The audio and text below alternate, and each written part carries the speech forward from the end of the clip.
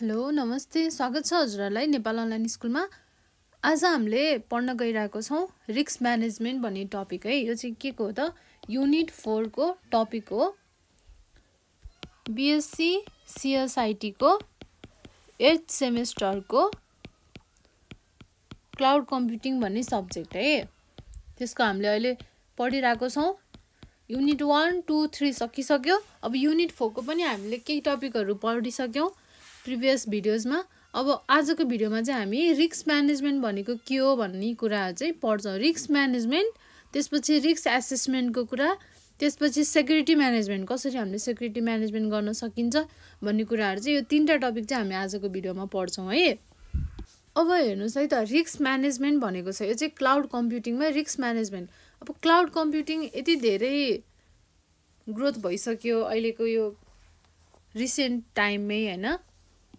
धेरै ग्रोथहरू भएको छ र त्यो ग्रोथहरू भए सँगसँगै यसले चाहिँ धेरै एडभान्टेजहरू पनि दिन्छ इन्डिभिजुअललाई पनि र अर्गनाइजेसनलाई पनि, हो कि नै।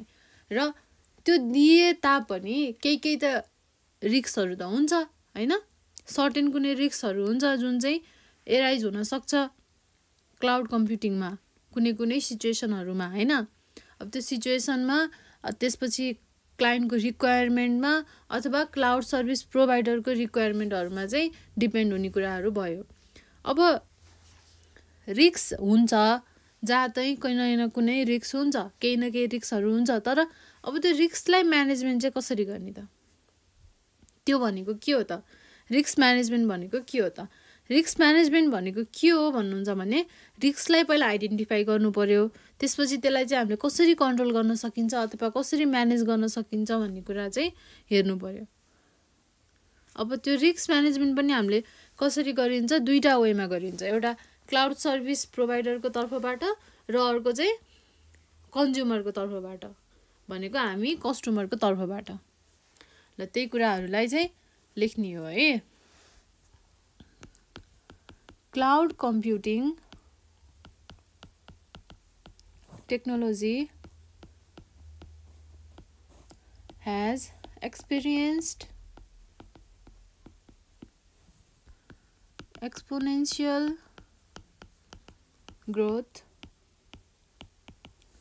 over a few past decades. त्यसपछि it provides many advantages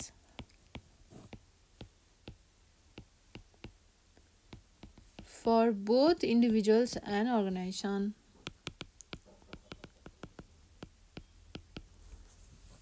यसरी पोइन्ट लेख्नुभन्दा पनि यो पोइन्ट चाहिँ नलेखौँ है। It provides many advantages for both individuals and organizations. However at the same time के हुनसक्छ, इस्युजहरू आउन सक्छ, रिस्कहरू हुनसक्छ। Many issues have arisen due to vast growth of cloud computing. Growth of cloud computing. अब यति भइसकेपछि रिस्क म्यानेजमेन्ट भनेको के हो त?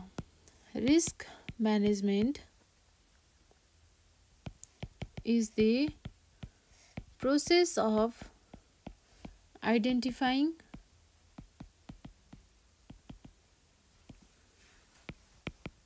accessing and controlling threats to an organization's assets. के थ्रेटहरू आउन सक्छ अर्गनाइजेसनको एसेटमा, ती कुराहरूलाई कन्ट्रोल गर्ने, आइडेन्टिफाई गर्ने कुराहरू चाहिँ के हो त? रिस्क म्यानेजमेन्ट हो। अब in cloud computing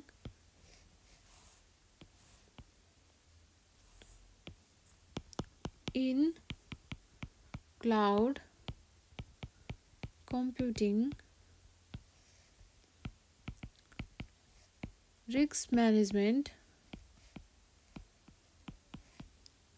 can be done in two ways. है त्यो वे के हो त एउटा छ risk management by cloud service provider. त्यसपछि अर्को छ risk management by cloud consumer. भनेको हामी कस्टमरहरु इन्ड युजर्सहरु हैन ल अब हामी हेर्छौं फर्स्टमा risk management by cloud service provider यो के हो त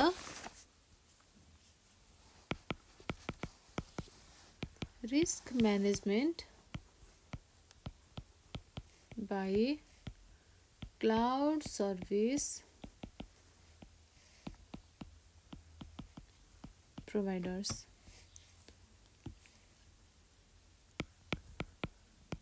अब यसमा के हो क्लाउड सर्भिस प्रोवाइडरले चाहिँ म्यानेज गर्नु पर्यो त्यो रिस्कलाई the cloud provider needs to manage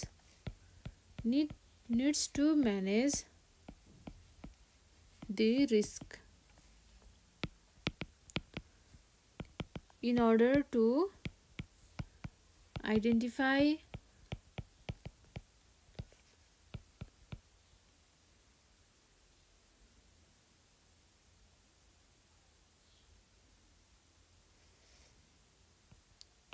prioritize the risk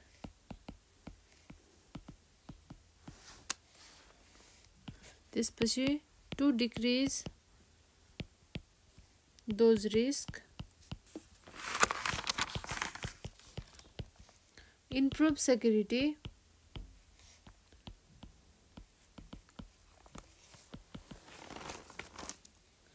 त्यसपछि increase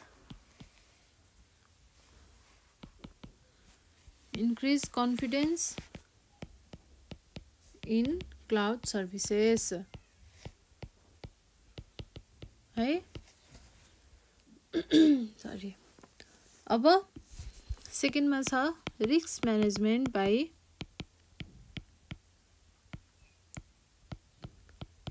by cloud consumers.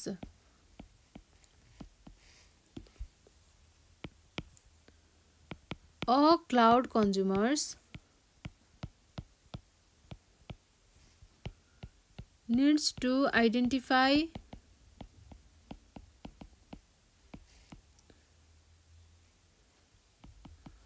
access and prioritize the risk of using cloud services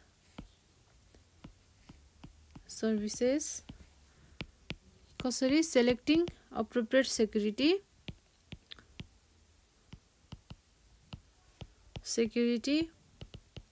and privacy control.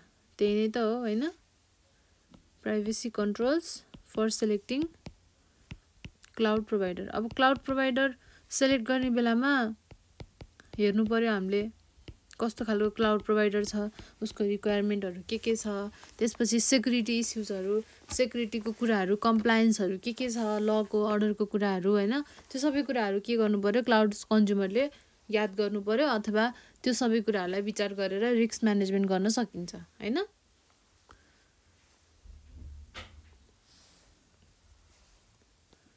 अब रिस्क म्यानेजमेन्टको कुराहरु तपाईहरुले बुझिसक्नु भयो. यति कुराहरु लेख्यो भने पुगिहाल्छ रिस्क म्यानेजमेन्टमा. अब हामी पढ्छौं रिस्क एसेसमेन्ट. के हो त एसेसमेन्ट भनेको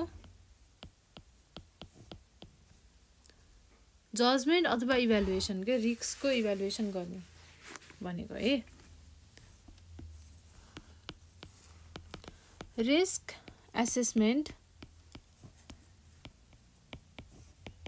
is the evaluation of risk. कस्तो खालको रिस्क हो त्यो रिस्कले के चाहिँ आउटपुट आउटकम के रिजल्ट के दिन्छ हैन हो त्यो सबै कुराहरू चाहिँ र कति यसको कति चाहिँ हार्म गर्न सक्छ त्यो सबै कुरा कतिको सेन्सिटिभ छ त्यो सबै कुराहरू चाहिँ रिस्क एसेसमेन्ट भित्र पर्छ अब यसलाई हामीले के पनि भन्न सकिन्छ जजमेन्ट पनि भन्न सकिन्छ रिस्क एसेसमेन्ट भनेको is the evaluation of risk or we can say identify hazards and risk factors that have potential to cause harm हो यही प्रोसेसलाई चाहिँ के भन्छ रिस्क एसेसमेन्ट भनेर भन्छ यो प्रोसेस के हो एकदम क्रिटिकल छ this process is critical in cloud computing एकदम इम्पोर्टेन्ट छ रिस्क एसेसमेन्ट त हामीले गर्नै पर्छ कस्तो खालको रिस्क हो भनेर इभ्यालुएट गर्नुपर्छ त्यसलाई जजमेन्ट गर्नु पर्यो हैन अनि बल्ल त हामीले रिस्कलाई कसरी म्यानेज गर्न सकिन्छ अथवा त्यो रिस्क नआउनलाई हामीले प्रिकसनहरु के अपनाउन सकिन्छ त्यो कुराहरु थाहा हुन्छ अब there are various of ways to do a risk assessment गर्नको लागि चाहिँ हामीसँग धेरै तरिकाहरु हुन सक्छ हैन के रहेछ त हेरौँ है फर्स्टमा छ आइडेन्टिफाई द हजार्ड्स आइडेन्टिफाई गर्नु पर्यो कस्तो खालको हो हैन त्यसपछि डिसाइड गर्नु पर्यो त्यसले कसलाई हार्म गर्छ र कति हार्म गर्छ कसरी गर्छ भन्ने कुरा डिसाइड गर्नु पर्यो decide who might be harmed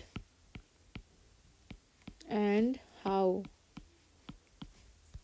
त्यसपछि छ अब त्यसलाई इभ्यालुएट गर्नु पर्यो रिस्कलाई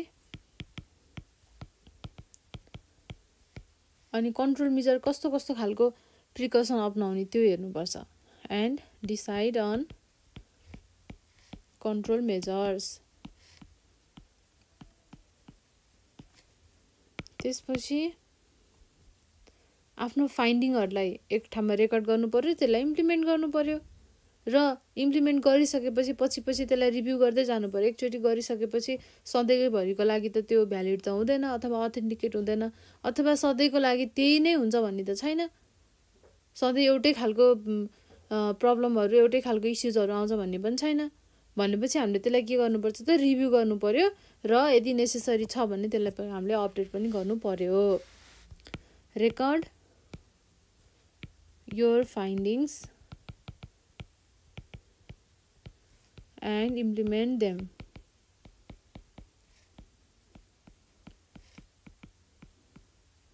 त्यसपछि review your assessment and update if necessary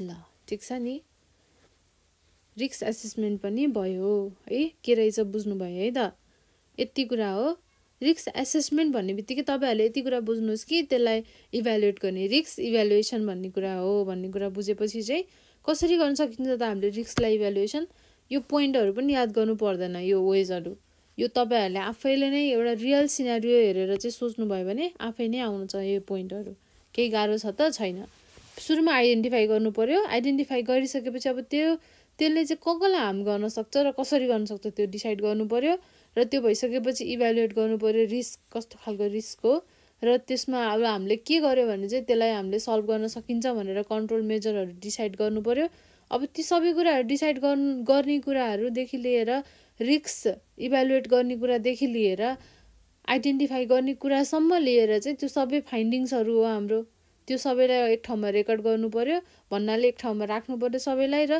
त्यो अनुसारले इम्प्लिमेन्ट गर्दै जानु पर्यो र केही समयपछि त्यसलाई रिभ्यू पनि गर्नु पर्यो र यदि चाहिन्छ भने अपडेट पनि गरिराख्नु पर्यो ल यति हो सकियो है त अब हामी पढ्छौं सेक्युरिटी म्यानेजमेन्टको कुरा यो चाहिँ सबै हाम्रो सब टपिक छ हैन सिलेबसमा त्यो भएर चाहिँ मैले तपाईहरुलाई पढाइदिएको है। यदि इक्जाममा आइहाल्यो भने पनि छोड्न पर्दैन यो कुरा भनेको। अब अलिकति पनि बुझ्यो भने पनि त लेख्न सकिन्छ नि त। हो त्यो भएर चाहिँ मैले तपाईँहरूलाई पुरै नै टपिक मात्रै भए पनि कभर गरिदिएको। ल अब सेक्युरिटी म्यानेजमेन्टको कुरो छ। के हो त सेक्युरिटी म्यानेजमेन्ट भनेको? सबैजनालाई थाहा नै छ। सेक्युरिटीलाई कसरी म्यानेज गर्ने भन्ने कुरा हो। अब it is the identification of an organisation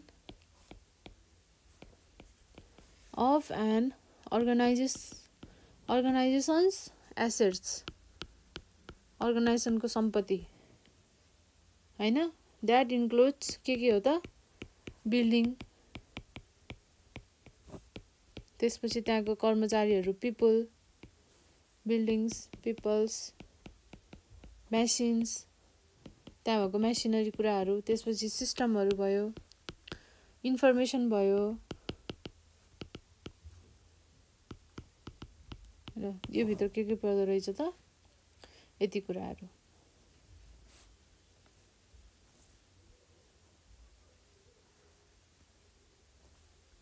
followed by the development, documentations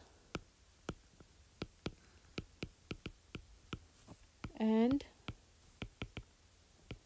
implementation of policies and procedures for protecting these assets. One of the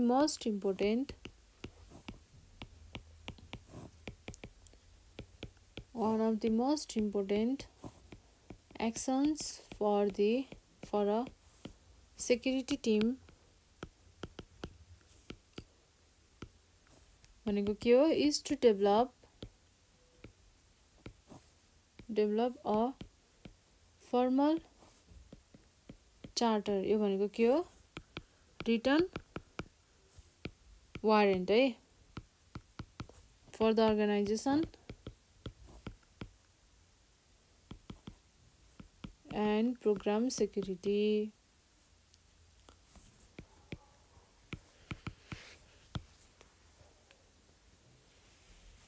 बुझिहाल्नु भयो है सेक्युरिटी म्यानेजमेन्ट के हो, कसरी गर्ने भन्ने कुराहरू।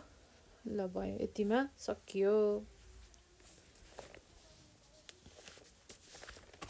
अब हामी नेक्स्ट टपिकमा सेक्युरिटी मोनिटरिङ र इन्सिडेन्स रेस्पोन्स, क्विक रेस्पोन्सको कुरा, त्यसपछि सेक्युरिटी आर्किटेक्चर डिजाइनको कुराहरू, सेक्युरिटी आर्किटेक्चरको इस्युजहरू, भल्नरेबिलिटीको जजमेन्ट, भल्नरेबिलिटी एसेसमेन्टको कुरा, डेटा प्राइभेसी र सेक्युरिटीको कुराहरू, यिनीहरू चाहिँ हामी अब नेक्स्ट भिडियोमा पढ्छौँ।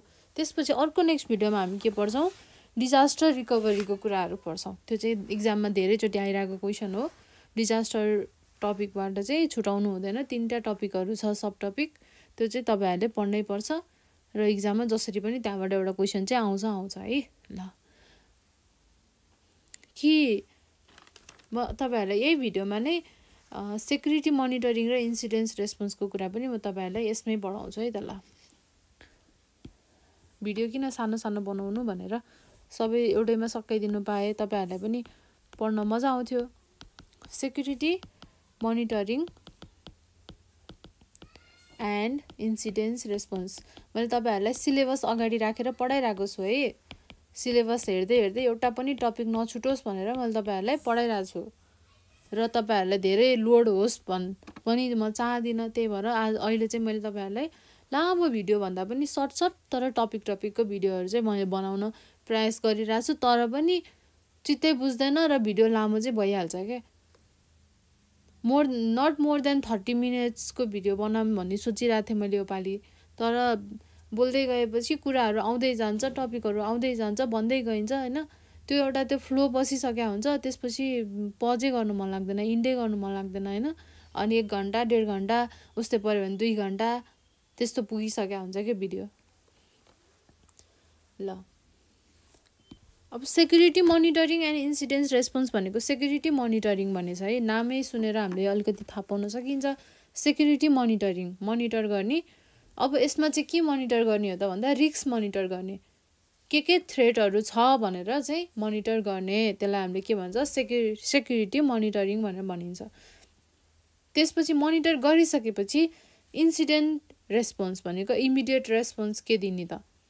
अब थ्रेटहरू के छ भन्ने त थाहा भइसक्यो हामीलाई हेरेर अथवा मोनिटर गरेर। अब मोनिटर गरिसकेपछि चाहिँ अब त्यसलाई रेस्पोन्स के दिने त भन्ने कुराहरू चाहिँ इन्सिडेन्ट रेस्पोन्स हो है। ल अब यहाँ चाहिँ कथा लेखौँ के अरे एकछिन। अब त्यो कथा लेखेपछि तपाईँहरूले कन्टेन्ट पाइसकेपछि त अनि आफै पढ्न बनाएर लेख्न सकिहाल्नुहुन्छ। मेन कुरा भनेको थोरै टपिक बुझाइदिएपछि त सबै कुरा सकिहाल्यो क्या। पोटेन्सियल रिस्क एन्ड थ्रेट्स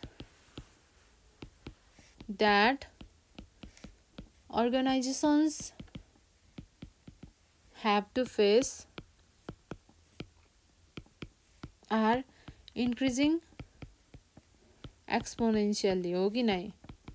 यस्तो कुराहरू त बढिरहेको छ दिनदिनै, डे बाई डे चाहिँ बढिरहेको छ। अब यस्तो कुराबाट अर्गनाइजेसनलाई बचाउनलाई to protect and organisation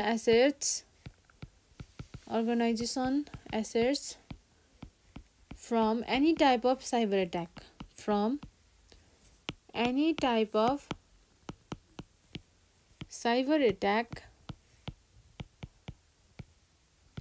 cloud service providers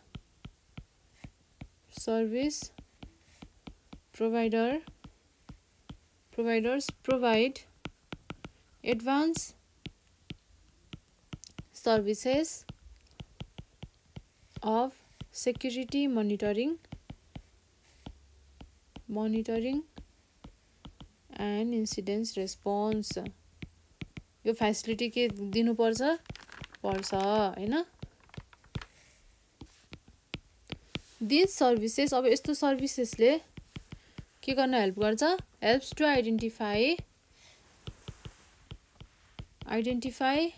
and remediate vulnerabilities before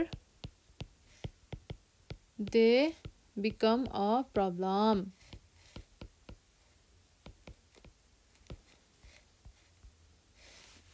अब यसपछि भन्नुहुन्छ भने सेक्युरिटी मोनिटरिङ भनेको के हो। Security monitoring is the process of, यो पोइन्टलाई तपाईँहरूले माथि नै लेख्दा पनि हुन्छ, process of collecting and analyzing information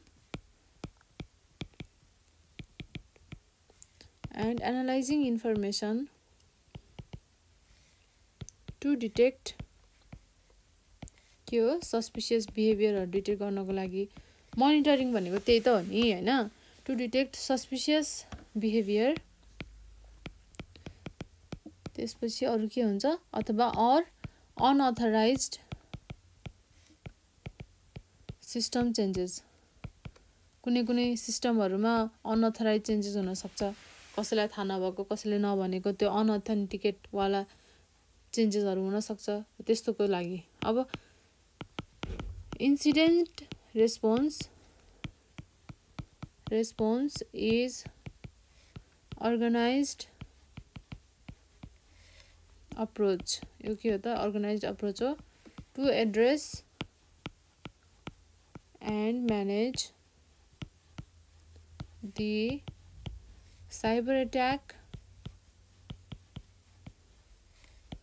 and handles those situation। हैन, ह्यान्डल त गर्नु पर्यो, त्यही भनेको क्विक रेस्पोन्स कस्तो दिने हैन, इमिडिएट रेस्पोन्स कस्तो हुन्छ, ती कुराहरुलाई चाहिँ के गर्नु पर्यो त, विचार गर्नु पर्यो। अब द क्लाउड सर्भिस प्रोवाइडर